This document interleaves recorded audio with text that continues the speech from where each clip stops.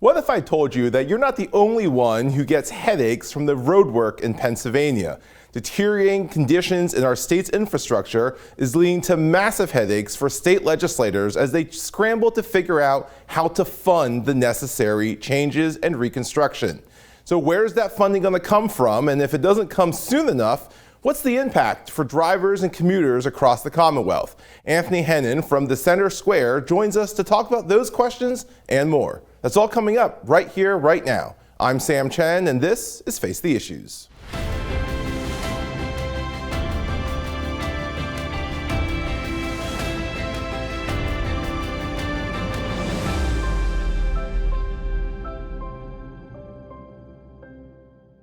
Good evening and welcome to Face the Issues. I'm Sam Chen. Roadwork gives all of us headaches, but we're not the only ones struggling from it. As the roads and bridges and infrastructure in Pennsylvania continues to age, state legislators are scrambling to find new and innovative ways to fund the necessary reconstruction and changes to our roads.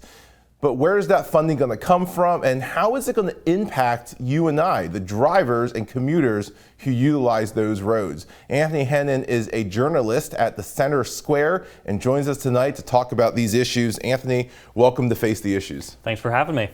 For our viewers' sake, you have covered this issue extensively. Mm-hmm. You have written many pieces on it for the Center Square, and excellent pieces, I might add, that I think are well worth reading. Let's start with some basic facts. Pennsylvania, I don't know how they do these rankings, but they rank 15th worst in the nation for roads. Mm-hmm.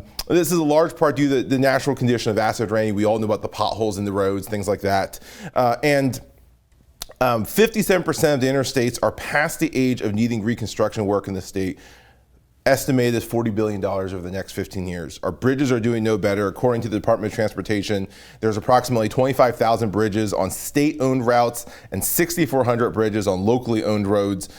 About 30,000 bridges in the state, 14% are classified as structurally deficient. This is not a pretty outlook for the state. Why is it so bad?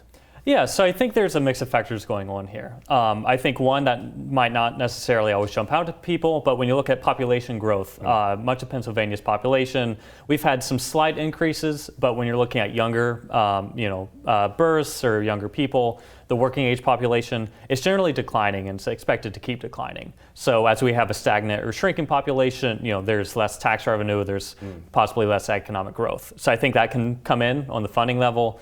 Other things, I think, when you look in the northeastern states, when you look at those rankings, Pennsylvania's down there along with Maryland, New Jersey, New York. So I think there's also a problem of low expectations as well as weather. Sure. Pennsylvania's colder than South Carolina, and that can be hard on the roads, as well as just the general national problem of vehicles are getting larger, and the larger and heavier they get, the more strain that puts on the roadways. So, there's no one easy answer or easy explanation for this. It's just a lot of factors come together, creating problems for drivers. That's an interesting point you bring up, that we're ranked 15th worst, but in our viewing area, which covers New Jersey, Maryland, and so forth, all these states are kind of in that bottom rung.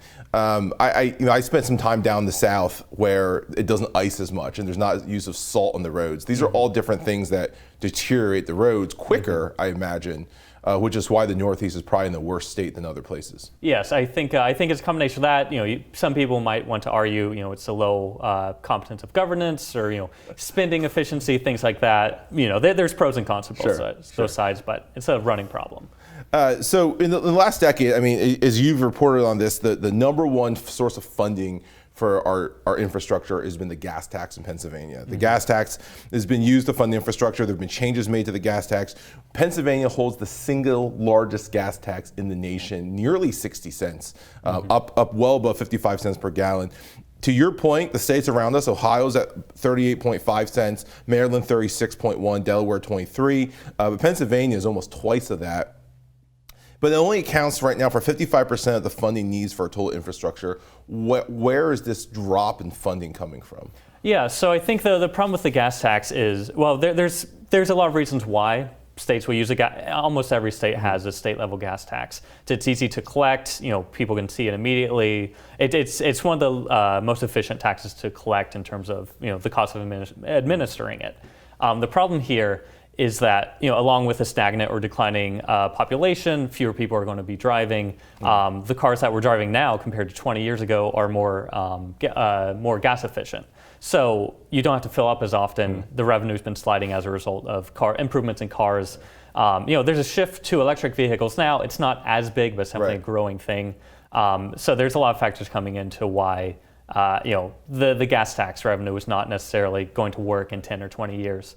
And Pennsylvania is not the only state with this problem, but it is one that relies most heavily on the gas tax to fund highways and bridges. Of course, with the pandemic, and history will tell how much of an economic impact the pandemic had, but with the pandemic and more people working from home, I'm assuming it drives down a lot of commuters and transportation needs. The gas tax is assessed based on the pump. And so if people are working from home, I imagine that's going to be a significant drop than pre-2020. Yes, I think it's we'll see how sticky that might be, whether things will return to normal in a few years. On one hand, you can kind of look at this in larger cities where you might have less traffic or lower emissions from people driving less. But it definitely is, as when you're looking on the state side and a revenue problem, it's definitely an issue that's not helping at all. Yeah. Mike Wershagen from the caucus writes that PennDOT is, quote, billions of dollars short of what's needed to maintain one of the largest networks of roads in the country. And then he adds that, in addition to this, the Pennsylvania Turnpike Commission is in debt $11.8 billion. I don't think there's a person watching this show, unless they have family members that work there, that likes the Pennsylvania Turnpike Commission. But how are they in debt $11.8 billion? Yeah, so this kind of goes back to changes in state law from, I believe it was 2008, a decade or so ago. Some of this I believe it allowed the Turnpike Commission to use debt financing to fund projects. Some of this also comes from the revenue they're taking in. Some of it has to go support public transit systems in Allentown, Philadelphia, Pittsburgh, all these other places to encourage using the bus more, shoring up that. But there's also, there's loud critiques of mismanagement among the Turnpike Commission. When you look at how much tolls are on the Pennsylvania Turnpike, it's one of the most expensive turnpikes in the world, not just in the United States. So on the one hand, it makes sense to put the cost of these roads on people actually using them, but it's a very unpopular move to toll new roads, as we've seen, or bridges. Sure. And so, I think we need a longer show to really unpack why the Turnpike Commission is in such debt. But it stands out that when you look at the debt, the Turnpike Commission has more debt than the entire state government does. Wow. And so that's been a growing problem, and something it can't go on forever. Wow. The Turnpike Commission alone has more debt than the entire state government does. Yes. That is a remarkable fact. We don't do facts of the show, but if we did, that would be the fact of the show. How much of a role does inflation play in all this? I mean, inflation is kind of everyone's favorite blame game at this point, right? But what you're suggesting is that these problems didn't start with inflation. Yeah, inflation definitely exacerbates a lot of these problems. Simply from the pressure on families to afford what they're already paying for, this drives up pressures on them. It also, in a way that people don't necessarily reflect on when you think of inflation, material costs are really going up. So not only is inflation hitting, drivers, families, but it's really hitting the state government itself and being able to buy, the material they need for repair of roads, of bridges. It really just kind of dovetails and makes this a bigger issue than we would be if, holding it down or lessening inflation. That's an interesting point, that there's a lot of debate in this area. The Philadelphia Phillies, who, as we're taping this, are playing in the playoffs for the first time. Who knows if they'll still be by the time this airs. But their minor league team, the Lehigh Valley Iron Pigs, play in our backyard here in the studio. And they have necessary upgrades to their stadium according to Major League Baseball rules. So they're all set for it. They have all the money for it, and then inflation hits, and suddenly the cost of those repairs are now, 50% more than they had been, and so now there's back to where we have a deficit. So that's an interesting point that you make about even the state government they need procurement. They need to get the materials in order to make these changes. How concerned? You're reporting on this and listening to these hearings. How concerned is PennDOT about the condition of their roads and bridges, and what's the impact that we're looking at for commuters if these projects don't get funded? Yeah, PennDOT is well aware of this. They've taken steps in the recent past of trying to catch up on a maintenance backlog or make needed repairs. When you look at the states of the Commonwealth's bridges, there's definitely been improvement compared to 5 or 10 years ago. It's not something they're sleepwalking into.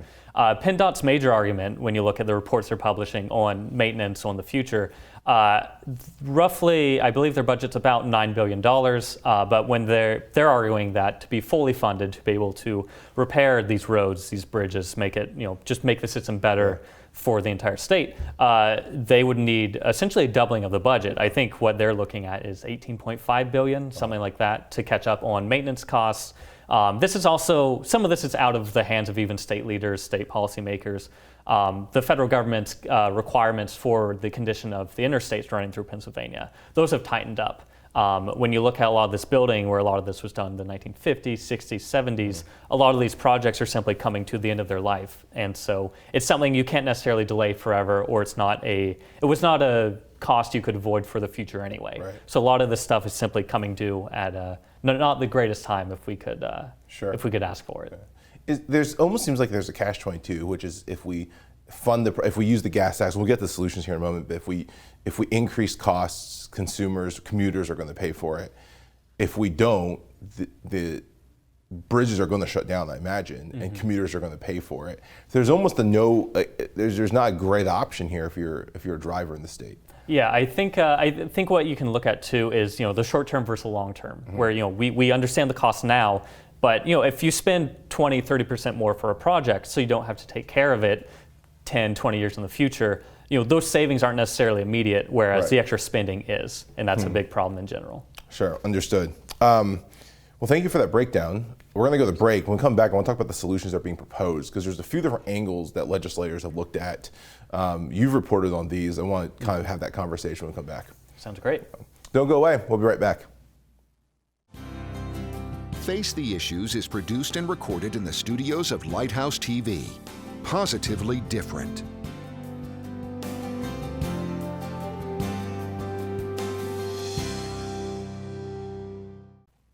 Welcome back to Face the Issues. Anthony, thank you again for joining us. I want to shift the conversation to solutions. I think you've done a very helpful job for us unpacking kind of why we are where we are. And to your point, this is inevitable.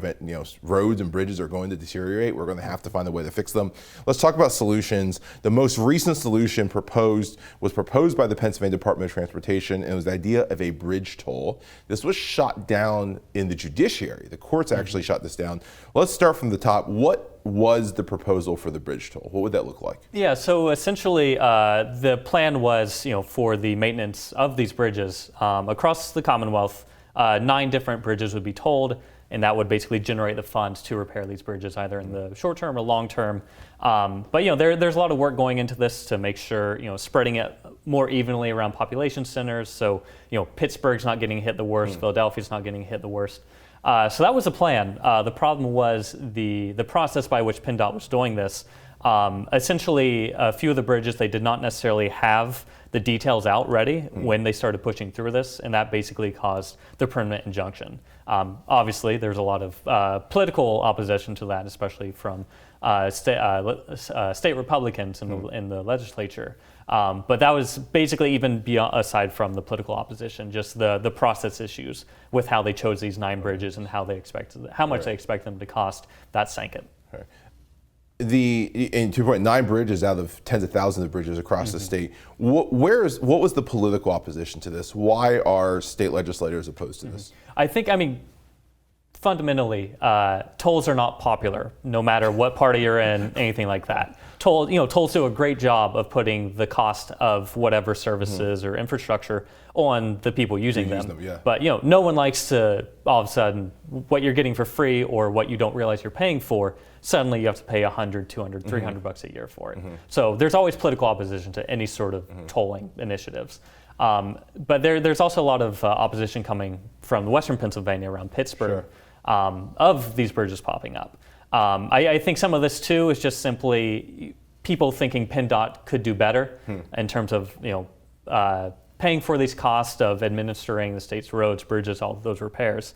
So I think that's where some of the opposition came as well. But I think also there's a partisan hand in this too, right? Where we have a Republican-controlled General Assembly, we have a Democratic governor. when the state agencies propose something like this, especially something that's going to carry such a heavy cost, the other party not in control is going to make a brouhaha over it. Right, that's a good point.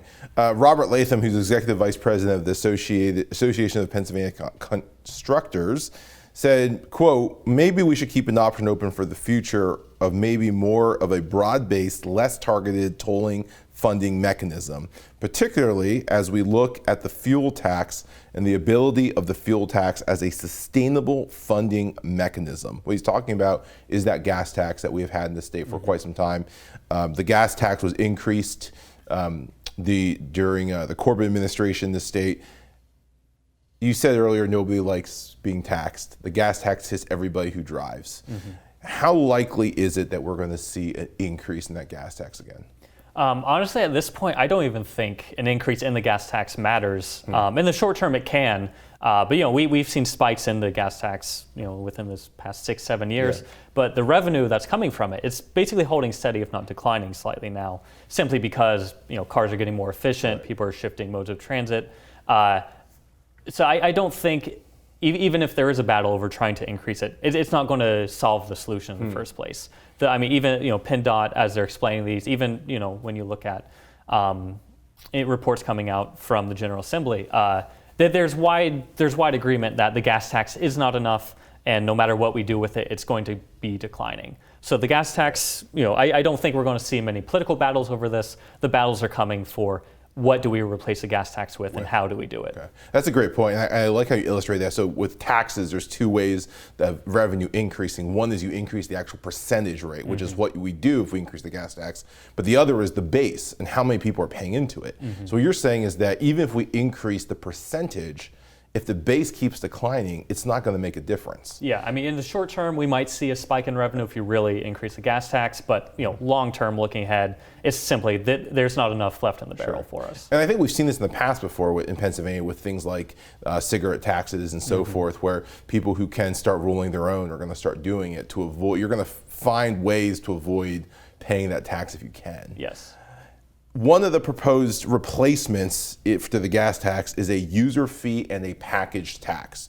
Two different things here. Let's start with the user fee. What is the user fee? Yeah, so user fee essentially is, rather than being taxed on the gasoline you're using for the car, you're taxed on how much you drive. So that can take there's a lot of different ways to implement it. On the state level in the US, we've seen Oregon has kind of piloted this in a couple, basically programs to test out how it works. Essentially, the user fee is tied to how many miles you drive, and then you're charged a fee for, essentially a fee for using the roads over those miles. The benefit of this sounds like people who drive Teslas or hybrids are going to get taxed. It's going to include them now. So going electric, going hybrid is not going to avoids the gas tax. It won't avoid the user fee. Downside to this? So I guess you could look at two downsides. One, cars that are more fuel efficient tend to be newer. Newer cars tend to be bought by wealthier people. So I think there's a slight regression here. You can look at it as as it stands now, the less you drive, the more you can avoid the tax, or the less you can carpool with someone else. That's a way to avoid it. With the mileage fee, if you're driving rather than taking the bus or using someone else's transportation or carpooling, you're being hit with that. So it's slightly regressive, just simply because if you're wealthier, you can upgrade your car. On the other hand, as you said, electric vehicles are not being hit with the gas tax right now. So I think that's the big appeal. It's also the implementation of it, simply because it's a shift from the gas tax. People are going to notice it more than say when they're at the pump. So it's unclear what the political opposition will be from that. When you're looking at the General Assembly, there doesn't seem to be a lot of Republican opposition to it, simply because this revenue needs to come from somewhere. It makes sense that the people using the roads most, or perhaps doing the most damage to the roads, it makes sense to charge them for it. But as with any new policy switch or revenue generation, people are going to see that change and they're going to resent it. Right. No, that makes sense. The other part of this is called a package tax. What is a package tax? Yeah, so this is something coming from PennDOT's proposals as they look to move away from the gas tax. There's a lot of different fees and ideas throwing around, but the package tax is essentially adding a tax to any like online order. So say you order from Amazon or Walmart, it's getting delivered, these large vehicles of Amazon, FedEx, UPS, whatever else. This would basically add an extra tax onto those packages, which there's already sales tax on these, but it's also there's a usage tax in Pennsylvania. But there's a big opportunity here where when PennDOT's planning this out, they expect that to generate about $800 million in the first year alone. So if people keep ordering online and moving away from brick and mortar stores, that's definitely a big opportunity here. Whether again, people aren't going to like it because it's a new tax, but. Right, and I think, you have a question here, right, which is how much you dislike it versus how much are you going to stop your online shopping addiction? Yes, exactly. So there's a sense, this often comes together, right? The user fee and the package tax often come as one, like there's kind of proposed together. So this will hit everybody then, right? So if you're driving to a shopping center to shop, that's going to be part of a use tax, or you're using your vehicle. If you're ordering though from Target.com or Magnolia or something, then it's going to be part of your package tax. So essentially, there's no way anyone gets out of this. Yeah, when you look at how state departments of transportation raise these funds for the roads and bridges, Pennsylvania, any other state, they run the gamut. Almost every state has a gas tax. Other states might hike, license fees or whatever whenever you go in to renew it. Sure. A number of states simply appropriate it from the general fund, the budget in the legislature. There's all sorts of ways to do it. I think what's key here is not so much, is this tax good? Is this new fee good? Sure. So much as does any one state rely too heavily on one form of tax, which Pennsylvania has done with the gas tax, and now we're in this bind of, we have to shift this dramatically rather than adding some things in or, changing things at the margin. From your observations in all of this, what do you think will be the route that the state takes? Yeah, I think it's going to be scattershot. Okay. I think I'd be a little surprised to see direct appropriation funding coming from the budget for this. But I think it makes sense that I think we'll at least see some sort of pilots for a use fee, for a package fee. We could see increases on registration fees and that sort of thing.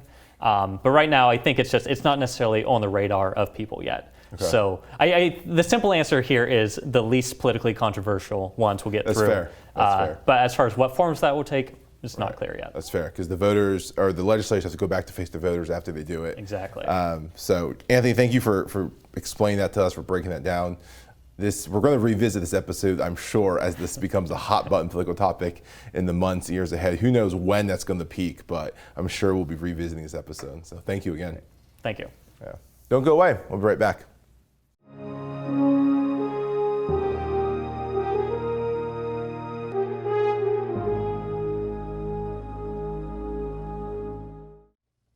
Welcome back to Face the Issues. Anthony, thank you again for joining us today. Thanks for having me.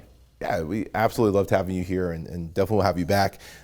In our third segment, we love to take a chance to get to know the guests beyond their work, beyond the headlines, beyond the things that they do. One of the things that's intriguing about you is you actually spent a good amount of time in Eastern Europe. Talk to us about your time in Prague. What was the intrigue about going there? Yeah, I sort of fell into this when I was an undergrad, and I traveled around with a professor. And when we were in Prague in the Czech Republic, we met a professor over there and started doing these summer seminars with students, learning about economics, about political science, philosophy. And so that sort of pulled me in, where I ended up doing a master's degree over there in Prague, in Brno, in the eastern part of the country.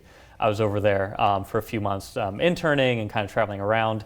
But yeah, I think it's a fascinating place in terms of history, culture, even what's happening there now. So the Czech Republic was kind of my first foray into Central Eastern Europe. That kind of spilled over into me traveling to Romania, Bulgaria. I was in Russia for a while. So it's been very different from the United States, but it's a good sort of comparison of, I think, stepping outside your comfort zone and what you grew up in. What do you enjoy about traveling? I think honestly, it's just the learning about something new. And we grew up with these habits where this is how you drive. This is a schedule for lunch, dinner, anything else. But especially going over somewhere in Europe that's not necessarily Western Europe. It's just you don't have a lot of background in that. So it really jumps out. I think it's also finding just how far American culture has reached. Like Czech Republic, huge on bluegrass. Like really? when you look at European interest in like American music, American folk country music, like Czechs are very, very strong in bluegrass. Whenever there's a major European competition, Czech bands are usually like coming home winning it. That's so interesting. Yeah, if depending on where you are in Prague or in the Czech Republic, if you're at a bar late at night, eventually Country Roads will come on, and it's. Well, there's that video during the pandemic, right, in Italy, where they were all in quarantine singing Country Roads. I don't think I've ever seen so many Europeans talk about West Virginia at the same time. That's absolutely fascinating. One of the criticisms of Americans is that they don't often realize there are countries beyond their own borders. You've obviously traveled quite a bit. What encouragement do you give to other Americans about traveling abroad? I think it's just, it's more doable than we generally think. I think, again, we get into these habits where even in the US, we might not travel that much unless we have some sort of family connection or go off somewhere for college. But it's more affordable than you would expect. There's plenty of information online, or if you find a guidebook to look through, it really lays out how easy it is to bounce around. Europe is generally it's open, it's safe, it's easy. Even if you get lost, someone can help you out. And I think it's just it's interesting because there are so many ties either through American culture or people who they may have had like a cousin who lived in the U.S. for a while or ancestors who moved over there. I mean, you never know where that connection will pop up, and I think it's just good generally just to be a little more aware of the world, but also just how the powerful reach of America and American culture. That's great advice. Anthony, thank you so much for joining us today. Thank you for having me. My thanks to Anthony Hennen for joining us. This is an incredibly important topic, perhaps not a hot button issue that we're often used to, but one that certainly impacts all of us. And so I appreciate Anthony for joining us and breaking that down. Thank you for tuning in. We hope to see you right back here next week. My name is Sam Chen. On behalf of all of us here at Face the Issues, thank you and good night.